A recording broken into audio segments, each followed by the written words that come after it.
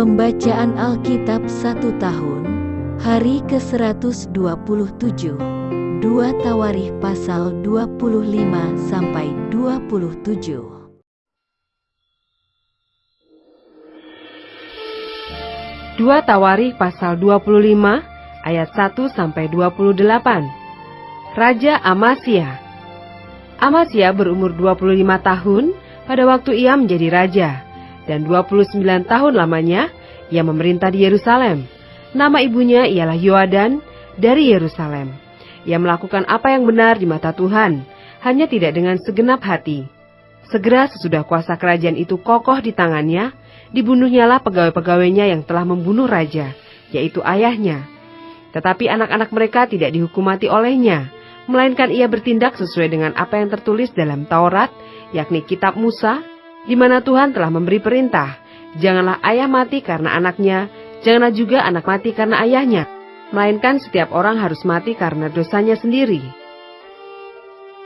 Lalu Amasya mengumpulkan orang Yehuda dan menyuruh mereka, yakni seluruh orang Yehuda dan Benyamin, berdiri menurut puak-puak di bawah kepala-kepala pasukan 1.000 dan kepala-kepala pasukan 100. Ketika ia menghitung mereka yang berumur 20 tahun ke atas, didapatinya 300.000 teruna yang sanggup keluar berperang dengan tombak dan perisai.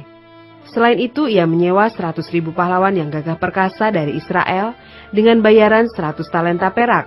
Tetapi seorang abdi Allah datang kepadanya dan berkata, "Ya Raja, janganlah tentara Israel dibiarkan bergabung kepada tuanku, karena Tuhan tidak menyertai Israel, yakni semua Bani Efraim ini.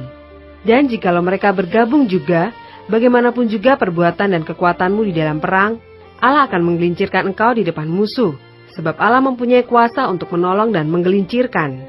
Lalu kata Amasya kepada abdi Allah itu, "Bagaimana dengan 100 talenta yang telah kuberikan kepada pasukan-pasukan Israel itu?" Jawab abdi Allah itu, "Tuhan dapat memberikan lebih daripada itu kepadamu."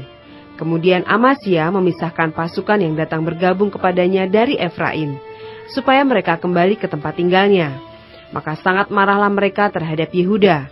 Mereka kembali ke tempat tinggalnya dengan marah yang menyala-nyala. Amasya mendapat keberanian, lalu memimpin rakyatnya ke lembah Asin, dan memukul kalah 10.000 orang dari Bani Seir. Selain itu, 10.000 orang ditawan hidup-hidup oleh Bani Yehuda dan dibawa ke suatu puncak bukit batu, lalu mereka dicampakkan dari puncak bukit batu itu, sehingga hancurlah mereka semua. Tetapi orang-orang dari pasukan yang dipulangkan Amasya dan yang tidak diperbolehkan ikut berperang dengan dia, menyerbu kota-kota di Yehuda dari jurusan Samaria sampai ke Bet-Horon, dan menewaskan 3.000 orang penduduknya, dan merampas banyak jarahan. Ketika Amasya kembali, setelah mengalahkan orang-orang Edom itu, ia mendirikan para Allah Bani Seir yang dibawanya pulang sebagai allahnya. Ia sujud menyembah kepada allah-allah itu dan membakar korban untuk mereka. Maka bangkitlah murka Tuhan terhadap Amasya. Ia menyuruh seorang nabi kepadanya yang berkata, "Mengapa engkau mencari Allah sesuatu bangsa yang tidak dapat melepaskan bangsanya sendiri dari tanganmu?" Waktu nabi sedang berbicara, berkatalah Amasya kepadanya, "Apakah kami telah mengangkat engkau menjadi penasihat raja? Diamlah. Apakah engkau mau dibunuh?" Lalu diamlah nabi itu setelah berkata, "Sekarang aku tahu bahwa Allah telah menentukan akan membinasakan engkau, karena engkau telah berbuat hal ini dan tidak mendengarkan nasihatku." Kemudian Amasya raja Yehuda mengadakan perundingan, lalu menyuruh orang kepada Yoas bin Yoahas bin Yehu, raja Israel, mengatakan, "Mari kita mengadu tenaga." Tetapi Yoas raja Israel menyuruh orang kepada Amasya raja Yehuda, mengatakan, "Onak yang di Gunung Libanon mengirim pesan kepada pohon aras yang di Gunung Libanon. Bunyinya, berikanlah anakmu perempuan kepada anakku laki-laki menjadi istrinya." Tetapi binatang-binatang hutan yang ada di Gunung Libanon itu berjalan lewat dari sana, lalu menginjak onak itu. "Pikirmu engkau sudah mengalahkan Edom, sebab itu hatimu mengangkat-angkat dirimu untuk mendapat kehormatan. Sekarang tinggal saja di rumah. Untuk apa engkau menantang malapetaka, sehingga engkau jatuh dan Yehuda bersama-sama engkau?" Tetapi Amasya tidak mau mendengarkan, sebab hal itu telah ditetapkan Allah yang hendak menyerahkan mereka ke dalam tangan Yoas, karena mereka telah mencari Allah orang Edom. Sebab itu majulah Yoas, raja Israel, Lalu mengadu tenagalah mereka, ia dan Amazia, Raja Yehuda, di Bet-Semes, yang termasuk wilayah Yehuda. Yehuda terpukul kalah oleh Israel, sehingga masing-masing lari ke kemahnya. Yoas, Raja Israel, menangkap Amazia, Raja Yehuda, anak Yoas bin Yoahas, di Bet-Semes. Lalu Yoas membawa dia ke Yerusalem. Ia membongkar tembok Yerusalem dari pintu gerbang Efraim sampai ke pintu gerbang sudut, 400 hasta panjangnya. Sesudah itu, ia mengambil segala emas dan perak dan segala perkakas yang terdapat dalam rumah Allah dan yang berada di bawah pengawasan keluarga Obed-Edom. Juga perbendaharaan istana raja dan orang-orang Sandra. Kemudian pulanglah ia ke Samaria. Amasya bin Yoas, Raja Yehuda, masih hidup 15 tahun lamanya sesudah Yoas bin Yoahas, Raja Israel, mati. Selebihnya dari riwayat Amasya, dari awal sampai akhir, bukankah semuanya itu tertulis dalam kitab Raja-Raja Yehuda dan Israel? Sejak Amasya menjauhi Tuhan, orang mengadakan persepakatan melawan dia di Yerusalem. Sebab itu larilah ia ke Lakis. Tetapi mereka menyuruh mengejar dia ke Lakis, lalu dibunuhlah ia di sana. Ia diangkut dengan kuda, lalu dikuburkan di samping nenek moyangnya di kota Daud.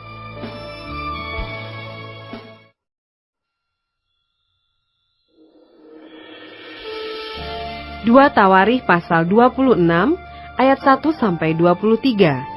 Raja Uzia. Segenap bangsa Yehuda mengambil Uzia yang masih berumur 16 tahun dan menobatkan dia menjadi raja menggantikan ayahnya Amazia. Ia memperkuat Elot dan mengembalikannya kepada Yehuda, sesudah raja mendapat perhentian bersama-sama dengan nenek moyangnya. Uzia berumur 16 tahun pada waktu ia menjadi raja, dan 52 tahun lamanya ia memerintah di Yerusalem. Nama ibunya ialah Yekolia dari Yerusalem. Ia melakukan apa yang benar di mata Tuhan, tepat seperti yang dilakukan Amazia ayahnya.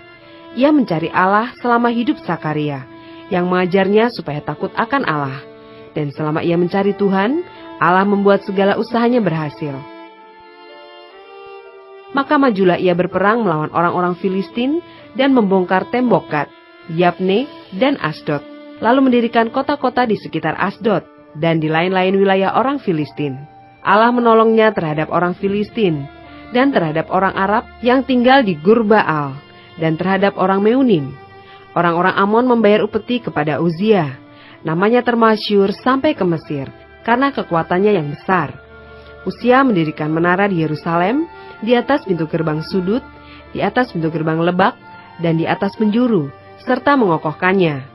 Ia mendirikan juga menara-menara di padang gurun dan menggali banyak sumur, karena banyak ternaknya, baik di dataran rendah maupun di dataran tinggi. Juga ia mempunyai petani-petani dan penjaga-penjaga kebun anggur di gunung-gunung dan di tanah yang subur, karena ia suka pada pertanian. Selain itu, Uzia mempunyai tentara yang sanggup berperang, yang maju berperang dalam laskar-laskar menurut jumlah anak buah yang dicatat oleh panitera Yeiel dan penata usaha Maasea, di bawah pimpinan Hananya, salah seorang panglima raja. Kepala-kepala puak pahlawan-pahlawan yang gagah perkasa itu, seluruhnya berjumlah 2.600 orang. Di bawah pimpinan mereka terdapat satu bala tentara, terdiri dari 307.500 orang yang gagah perkasa dalam berperang, untuk membantu raja dalam menghadapi musuh. Uzia memperlengkapi seluruh tentara itu dengan perisai, tombak, ketopong, baju sirah, busur, dan batu umban. Ia membuat juga di Yerusalem alat-alat perang, ciptaan seorang ahli, yang dapat menembakkan anak panah dan batu besar, untuk ditempatkan di atas menara-menara dan penjuru-penjuru. Nama raja itu termasyhur sampai ke negeri-negeri yang jauh, karena ia ditolong dengan ajaib sehingga menjadi kuat. Setelah ia menjadi kuat, ia menjadi tinggi hati, sehingga ia melakukan hal yang merusak. Ia berubah setia kepada Tuhan, Allahnya, dan memasuki bait Tuhan untuk membakar ukupan di atas mezbah pembakaran ukupan.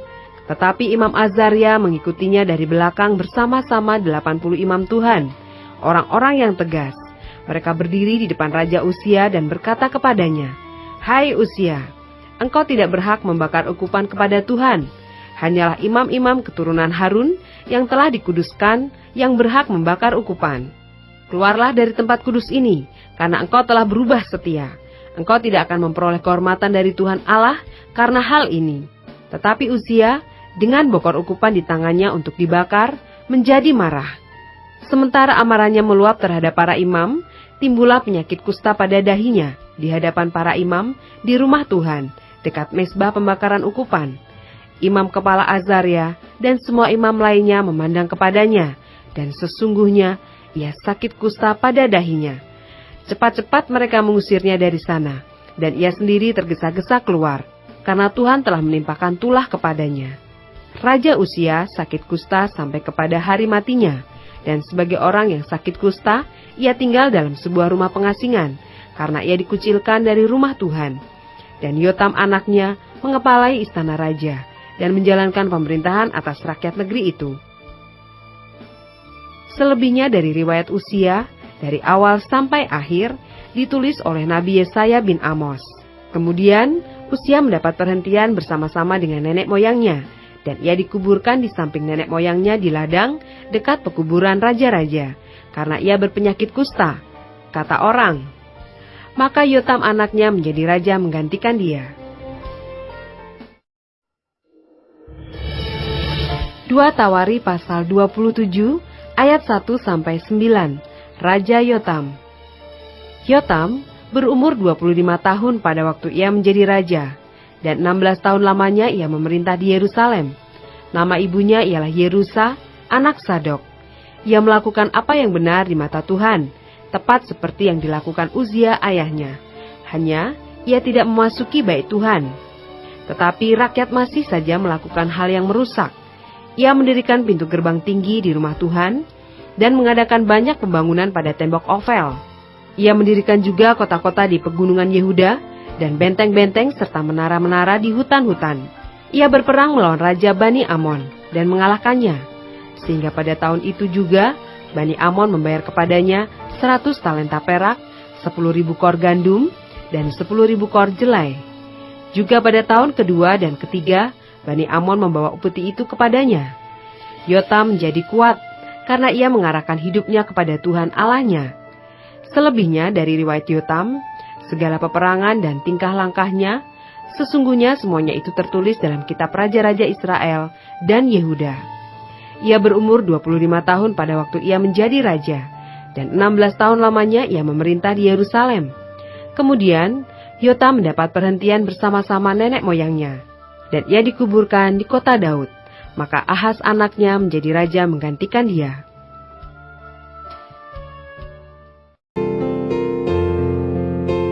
Demikianlah pembacaan Alkitab 1 tahun di hari ke-127.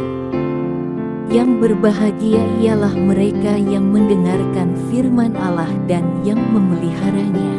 Tuhan memberkati.